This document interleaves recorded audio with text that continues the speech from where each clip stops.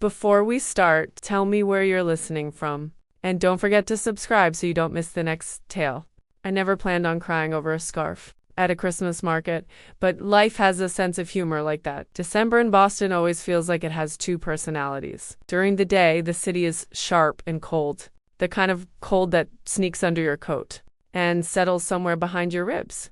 The wind comes off the harbor like it's angry about something, slicing through the narrow streets between brownstones, rattling the bare branches of trees that line Commonwealth Avenue. People walk fast, heads down, scarves wrapped tight, as if speed alone could shield them from the bite of winter. But at night, especially in December, the city transforms. It softens. The lights come on, strung across storefronts and wrapped around lampposts. The air thickens with the scent of roasted chestnuts, sold from street carts, cinnamon wafting from bakery windows, and hot chocolate served in paper cups. They'll warm your hands, even through gloves. You start to believe, just for a moment, that magic doesn't have an age limit. That maybe, just maybe, wonder isn't reserved only for children. I was walking with my kids through the Christmas market at Copley Square when I realized my red wool scarf was missing.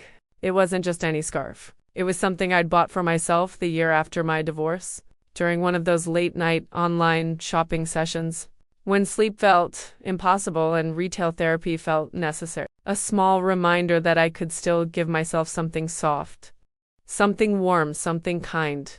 It was deep crimson, the color of mulled wine, held up to candlelight, made from merino wool that didn't itch, with a tiny embroidered star near the hem that I'd added myself one quiet Sunday afternoon. My daughter, Emma, who had been 7 when I bought it, she'd watch me sew that little star and ask why I picked that shape. I told her stars were for wishing. She'd smiled and said, "Then you should wear it every day, Mama." I did, almost. I didn't realize it was gone until we were in the car. My son Lucas kicking his boots against the back seat, my daughter humming some off-key version of Jingle Bells while scrolling through photos on her phone. I reached for the scarf the way you reach for a routine, the way your hand searches for your phone in your pocket, without thinking, and it wasn't there. "Mom?" Emma asked, looking up. "Are you okay?" "Yeah," I said. The hollow feeling in my stomach said otherwise. "Just lost something." "What?" Lucas piped up from the back. "My scarf. The red one?" Emma's face fell. "The one with the star?" I nodded, swallowing hard. "We can go back," she offered immediately. But the market was closed by then. The stalls shuttered. The lights dimmed. The vendors had gone home. The magic had packed up for the night. "It's okay," I said, forcing a smile. "It's just a scarf." But it wasn't just a scarf. A scarf shouldn't matter that much. I told myself that all night. I told myself that again the next morning while making lunches, and again that afternoon while sitting through a meeting, where I contributed nothing because I couldn't stop thinking about red wool lying abandoned in the snow. Grief doesn't follow logic, not even scarf grief. What I didn't know was that someone else had found it, someone who would change everything. Not long before we left the market that night, a little girl tugged at her father's sleeve. "Daddy, look," she said, her voice bright with discovery. She pointed toward the ground near the cocoa stall, where a red scarf lay, half buried in the sluice, a faint trail of snow already beginning to melt into its fibers. Eli Brennan picked it up carefully, brushing off the snow, noticing immediately the softness of the wool, the quality of the weave, the lingering warmth, still clinging to it like someone had worn it only moments ago.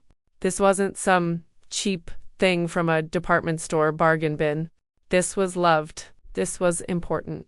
And then he saw something else. Something small but unmistakably personal. A tiny embroidered star tucked near the hem, the stitching slightly uneven, done by hand.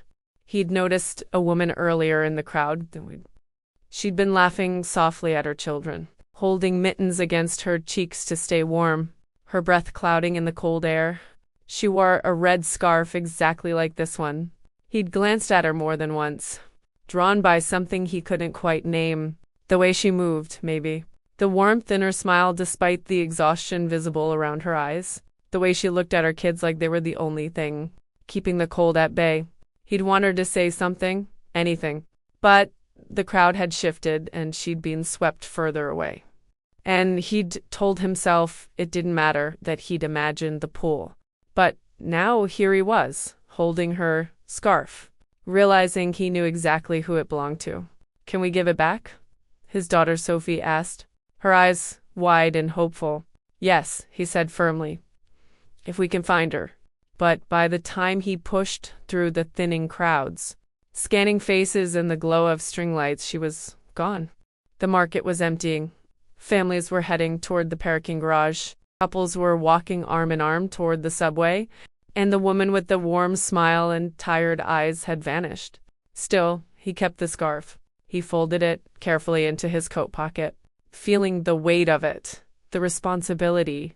There were faint traces of perfume still clinging to the wool. Something soft and subtle, vanilla maybe? Or sandalwood. He wasn't entirely sure which part was scent and which part was imagination, but he liked it. He liked the idea that something about her lingered. His sister Natalie raised an eyebrow when they got to the car. What's that? She asked, nodding toward the scarf. Someone lost it, he said. We're going to return it. Do you know who it belongs to? Not exactly, he admitted, but I think I'll recognize her if I see her again. Natalie smiled knowingly. You think or you hope? He didn't answer. 2 days later, I saw him for the first time. Really saw him. I was standing outside the cafe near my office, holding a sad little salad bowl that I'd grabbed during my lunch break. Already half defeated by the day and contemplating whether eating leafy greens in December should count as self-care or self-punishment. The sky was a flat, washed-out gray, and my fingers were numb despite my gloves. That's when I heard someone say, "Excuse me, I think this is yours." I turned around, and there it was. My scarf, in the hands of a man I'd never seen before. Snow dusted across his dark hair like someone had shaken a sugar sifter over him. His eyes were warm, hazel-flecked with gold, the kind of eyes that looked like they smiled, even when his mouth didn't. You found it, I said, stunned, my voice catching. Well, he said with a small, self-deprecating smile. Technically, my daughter found it. I almost stepped on it. She was very offended by the idea of leaving it behind. His daughter peeked out from behind his coat, grinning proudly, her mittened hands clasped together, like she'd just solved a mystery. I told Daddy we had to find you, she announced. My scarf looked a little wrinkled, a little weather-worn, but when I took it from his hands, it smelled faintly different. Not bad, just different. Warmer somehow, like cedar, winter air, and something clean and masculine. A scent that wasn't mine, but one I didn't mind at all. Our fingers brushed as I took it. Just barely, just enough to send a warm pulse shooting up my arm. Thank you, I said, my voice softer than I intended. Really, I thought it was gone for He nodded once, the gesture slow and deliberate, like it meant something, like returning a scarf was more than just a kind act. I'm glad we found you, he said quietly. For a moment we just stood there. The cold didn't seem quite so cold. The gray sky didn't seem quite so bleak, but then I saw her. A woman, in a long camel coat, walking toward them, waving. Her smile bright and confident. She looked polished, put together, the kind of woman who probably had her life sorted into color-coded calendars and never forgot to meal prep on Sundays. Eli, she called warmly. He turned toward her immediately. She touched his arm when she reached him. A gesture so casual and familiar that it told me everything I needed to know. Of course, I thought. Of course someone like him wasn't single. He gave me one last kind, unreadable look before they walked away, his daughter waving at me over her shoulder. I wrapped the scarf around my neck slowly. It was warmer than I remembered. Or maybe that warmth wasn't coming from the scarf at all. Over the next week, I kept running into him. It started to feel less like coincidence and more like the universe was playing some elaborate joke. At the school pickup line, where his daughter pointed at me from across the playground and waved like we were old friends. He stood by the chain-link fence, hands tucked into his coat pockets. And when our eyes met, he smiled. Not a polite smile, a real one. At the office cafe where he stood in line behind me and said, his voice tinged with amusement, "You again? I'm starting to think this city is shrinking." "It does that in winter," I replied, turning to face him. "Everyone huddles indoors like penguins." "Are you calling me a penguin?" he asked, one eyebrow raised. "Only if the coat fits." He laughed, a sound that was low and genuine, and I felt something in my chest loosen, something that had been tight for a very long time. We talked while waiting for coffee. Small talk, surface level stuff, but it didn't feel small. It felt like the beginning of something. He told me he worked remotely, mostly late nights, doing something tech-related that I didn't entirely understand, but nodded along too. Anyway, I told him I worked in marketing, mostly early mornings, which meant we were living on opposite ends of the clock. He told me he loved Boston winters, the way the city felt, quieter under snow. I told him he was insane, that winter was just a trial period before spring. He asked about my kids. I asked about his daughter. He spoke gently with careful joy, the way parents do when they're healing from something, but trying not to let the wounds show. I spoke cautiously, with practiced distance, the way people do when they've learned not to give too much away too soon. When I mentioned my ex-husband in passing, something shifted in his expression. Not pity, just understanding. "You're divorced?" he asked quietly. "For 2 years," I said. "You?" He nodded slowly. "Yeah, about the same." We both chuckled softly, the awkward kind of laugh that comes from survivors recognizing one another across a crowded room. It felt good, dangerously good. Then the woman in the camel coat entered the cafe, calling his name again. "Natalie," I heard him say. His voice was warm, familiar. He stepped back. I stepped back further. Old habits, old wounds, old fears whispering that if something seems too good, it probably is. On the night of the tree lighting at Copley Square, the city glowed like it had swallowed a star whole. Snow drifted down in perfect silent flakes, the kind that looked like they were cut from paper by some cosmic artist. Kids ran past in puffy coats, their laughter echoing off the buildings. Street musicians played "Oh Holy Night" like they meant every single note, their breath visible in the cold air, their instruments gleaming under the lights. I saw him before he saw me. He was holding his daughter, lifting her onto his shoulders so she could see the tree better, her small hands resting on top of his head for balance. She was giggling, pointing at something, and he was smiling up at her with the kind of love that makes your heart ache if you look at it too long. When he finally spotted me in the crowd, his face softened in a way that made my breath catch. "You came," he said, his voice almost surprised. "I always come," I replied, trying to sound casual. "It's tradition." "Good traditions," he said, shifting Sophie on his shoulders. "Those are worth keeping." We stood close, closer than we probably should have, our shoulders brushing every time the crowd shifted. I could feel the warmth radiating from him, even through our coats. Could smell that cedar scent again, the one that had clung to my scarf. When the tree lit up, a warm, golden explosion filled the plaza. Every branch came alive with light, thousands of tiny bulbs glowing like captured stars. The crowd gasped collectively, a sound of pure wonder, and for a moment we were all children again. Sophie gasped. Eli laughed, his eyes bright, and when I looked up at him, the glow from the lights reflected in his face, softening the angles, making him look almost ethereal. He reached out then, fingers brushing mine. Just barely, like testing a gate to see if it was unlocked, like asking a question without words. A quiet warmth swept up my arm, settling somewhere deep in my chest. But before anything else could happen, Eli, the woman in the camel coat, appeared beside us, her smile bright and easy, her hand reaching for Sophie. I stepped back immediately, instinctively, my hand dropping away from his. He noticed. I saw something flicker across his face. Frustration maybe, or sadness. I wasn't sure. I left first. It felt safer that way. Safer than standing there and letting my heart misinterpret something. Safer than wanting something I was convinced I couldn't have. Have you ever felt something growing between you and someone you're convinced you should not let yourself want? I avoided the market for days after that. The holidays were loud inside me, like a song I didn't know whether to dance to or turn off. My kids asked why we weren't going back to see the lights.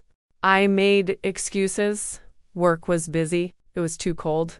We'd go next week. But Boston is small, and fate, I was learning, is stubborn. One snowy evening, as I was leaving my office building, I found him waiting outside the cafe across the street. Not inside, outside, in the cold. Snow catching in his hair, dusting his shoulders.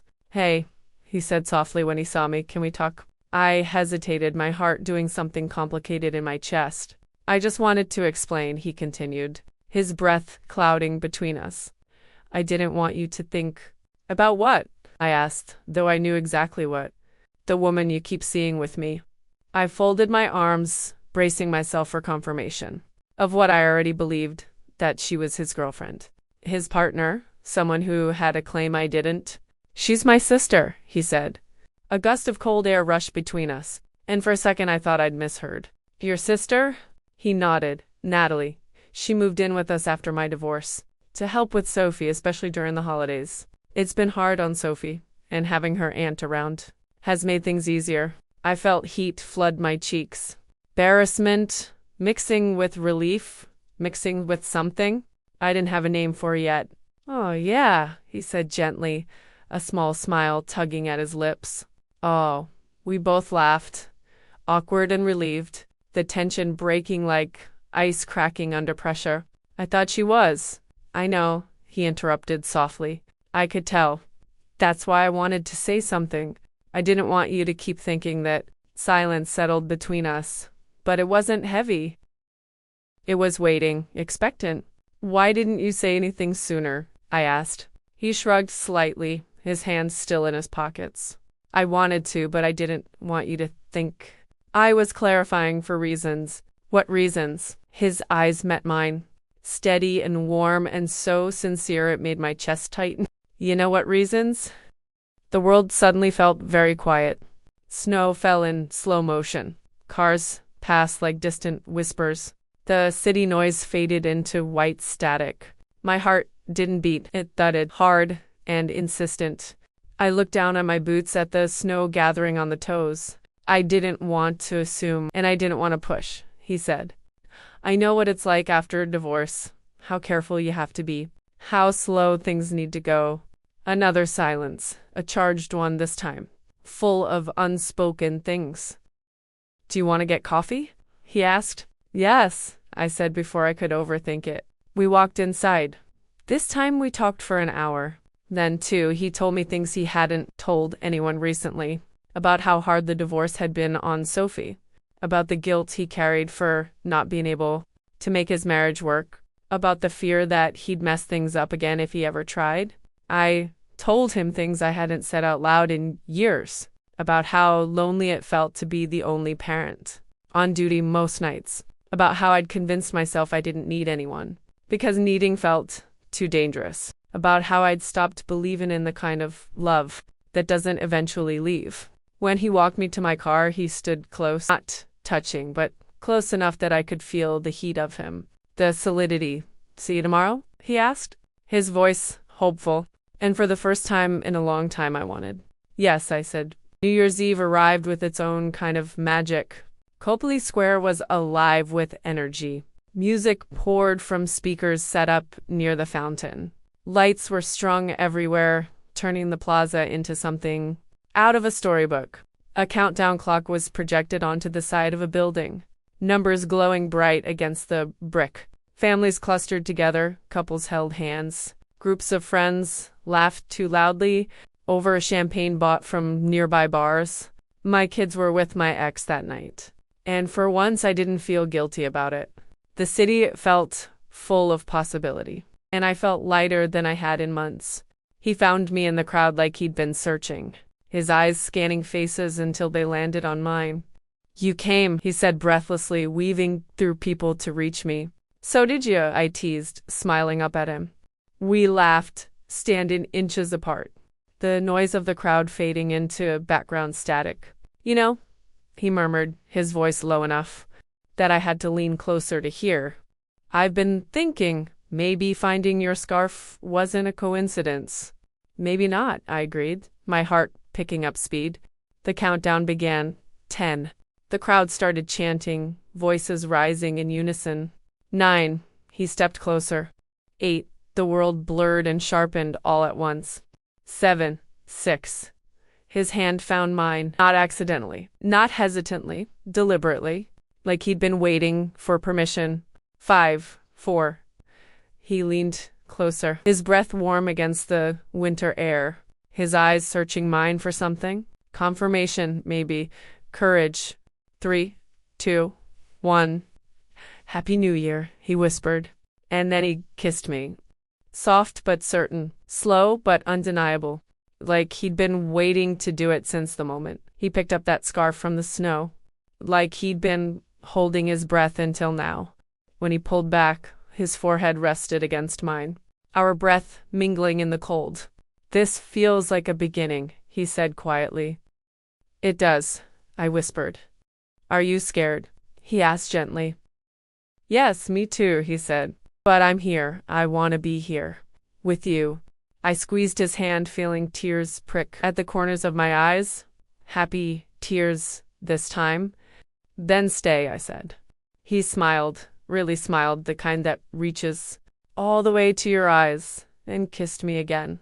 As fireworks exploded above us, painting the sky in gold and silver and blue. And for the first time in years, I didn't feel afraid of what came next. I felt hopeful, like love was not something I had lost, but something making its way back to me, one red scarf at a time. What would you have done? Stepped back or leaned in? Have you ever had a moment where everything changed? With one gesture? Tell me in the comments. And don't forget to subscribe so you don't miss the next tale. Grab a cup, your daily dose of delight.